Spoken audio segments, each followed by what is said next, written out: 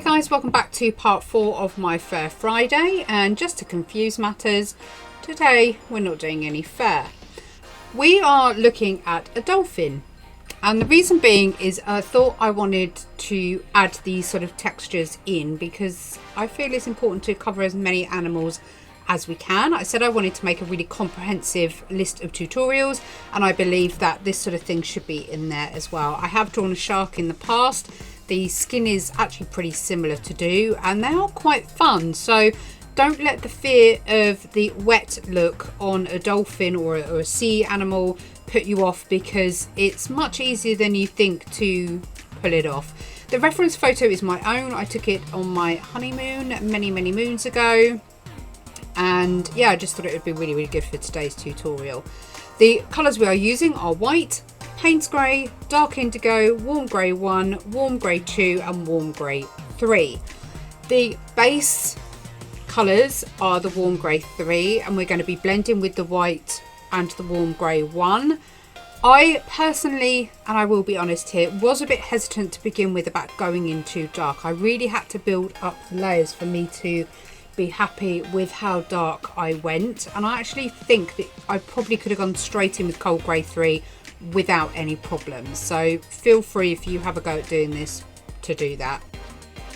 I was just a bit worried that I didn't want to go in too dark too quick, and you know me, if you've watched me long enough, you know how cautious I can be with regards to going in and getting everything done correctly. By the way, actually, I've just noticed I've pulled the paper up there. There was damage to my paper underneath, and the texture that you see develop in that particular area was not meant to be there. It is purely because I had damage from the paper underneath and it affected the texture on the top. So I'm continuing over with the cold grey 2. I want to say 2, but I have a feeling it was 3. Can you tell I'm getting really annoyed about the texture underneath my paper? It was really frustrating. Essentially, I started blocking in all of my shadow areas first, and I did that using the cold grey 3. So I used the darkest of the greys to block in the shadows to make sure that I've got everything where I wanted it to be. You can then go on and deepen them as you do each layer. So you block shadows in, you do your layer of colour, then you block them in again, and you just keep working through this pattern, again layering this pattern on there. I'm now taking my dark indigo, because there's actually quite a blue tone in some of the shadows down in the left hand corner, and you'll see me actually pull in a blue later on because I felt it needed a bit more of that blue colour. I think because the amount of warm grey and cold grey that we had, although the cold grey does have a blue effect on it, it wasn't as blue as I was hoping it would be, so I added that on later. There isn't really much in the way of motion that you need to make sure that you do. I again work in ovals. I don't work in circles, and I don't work backwards and forwards. I work in ovals. It stops me from getting that pencil effect that some people struggle with.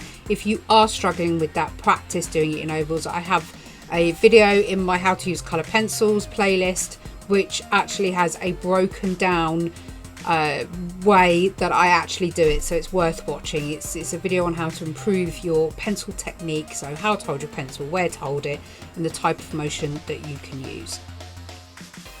It is a case of just building up. It can be a little bit slow going. I think in total this patch took me around 40 minutes, but I'm sure if I just put my big girl pants on and went down with the darker colour to begin with, that it would have taken a lot less time. But I wanted to make sure that, you know, if I'm going to do these instructional tutorials, that you're going to get the most out of it possible.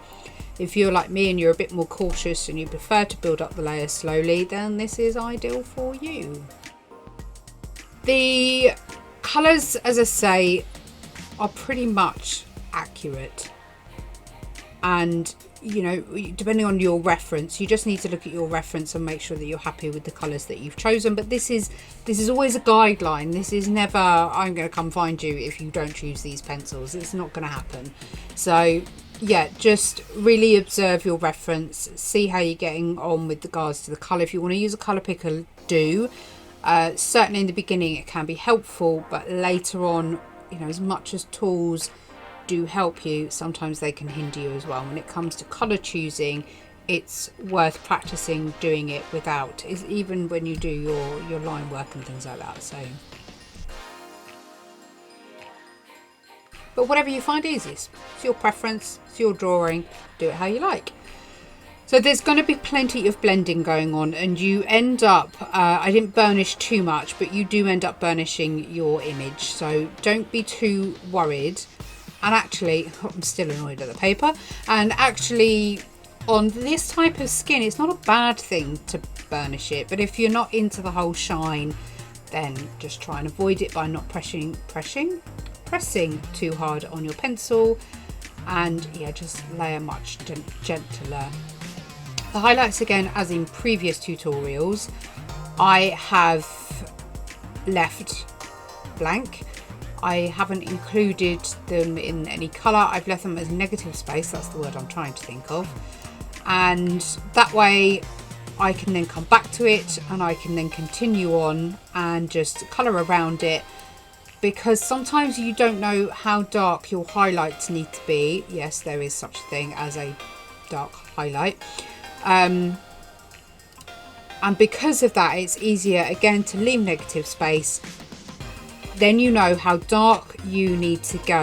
Essentially, you can't go any lighter than the white of your paper, and if your white of your paper isn't showing up enough, you haven't gone dark enough. So the trick is to get your highlights to pop, is to ensure that your contrast next to your highlight is dark enough for then the highlight to be featured, and that's what you're looking for. I'm continuing to work up the shadows. I'm continuing to work through. So the shadows, I decided to bring in the cold grey at 4. And again, I'm pretty sure I'll bring in a blue. I'm doubting myself now. But the dark indigo certainly helps us to get the blue tone down that we need. And that gives us the undertone for the overall feel of getting that blue tone in.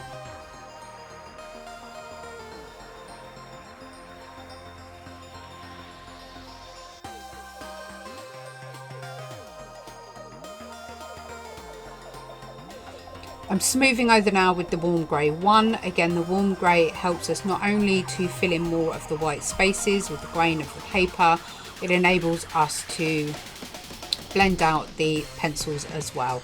I'm now doing a blending layer of cold grey 2, and then I'll move up again each stage. So we're back now with the dark indigo. Again, just really working out where I want the blue.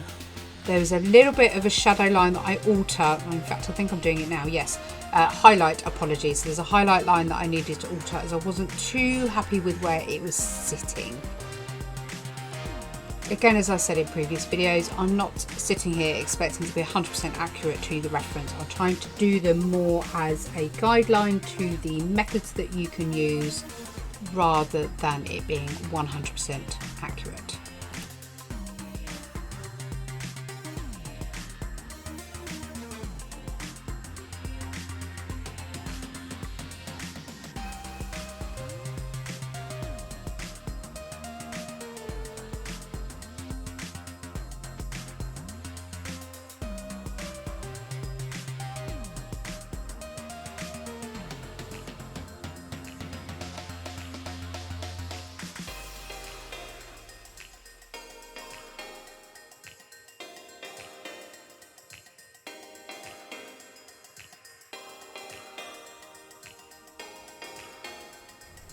Each time I'm making the strength of the shadows or the darker areas stronger, I'm just blending over and just trying to get them a little bit more smoothed out.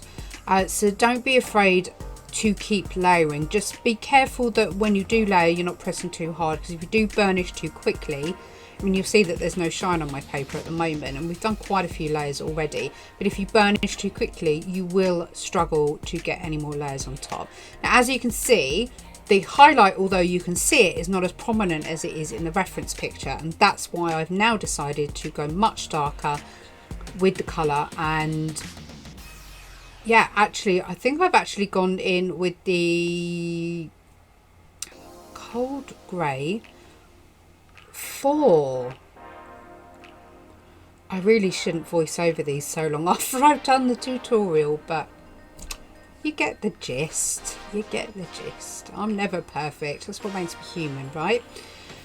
So yeah, we're darkening up the skin, blending as we go. As I mentioned, there's no direction to the way that my pen is going, pencil is going. It's just a case of getting that colour down.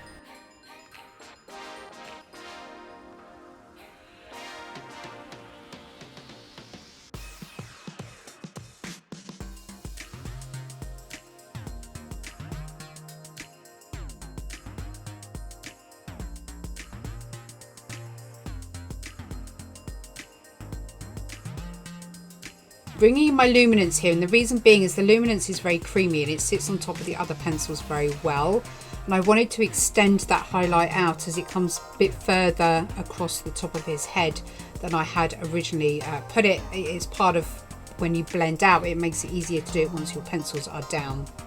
Also decided to add a couple of little highlights, strengthen some of the imperfections in his skin, just to try and get that more 3D looking, and that little hint of white just next to that dark is enough to make it look like it is a scratch on his head, so it makes it look a lot more realistic.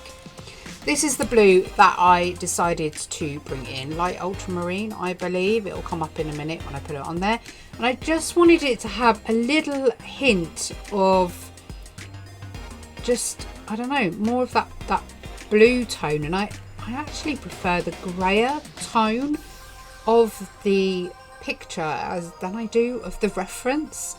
I mean, if I'm being really fussy, the reference actually has a hint of green in it, but I didn't want that. I wanted to keep it on the bluer side, and I want to keep these tutorials them as simplified as possible. So if I can give you the basis of the colours, you will then look at your reference photo and you will look at, okay, well, maybe I want a little hint of yellow, I want a little hint of brown or green, and then that decision is made by you. That's not down to me to make. So yeah, I added the little bit of blue in there as I wanted it to be a bit cooler than it was, and I think overall it worked really, really nicely on here. And somebody did actually identify it as I think they might have said shark skin, so they weren't far off really. So overall I was pretty pleased with the outcome. I will end up burnishing over the top in the end, but rather again me waffling on for the rest of the video, I shall let you watch the rest in peace. If you have any questions, please comment down below, and again, if you've got any preferences or ones that you want covered that maybe I don't have already, then yeah, comment below and I'll see what I can do. But other than that, don't forget to hit that subscribe button, a thumbs up if you found this useful, and I shall see you guys in the next video.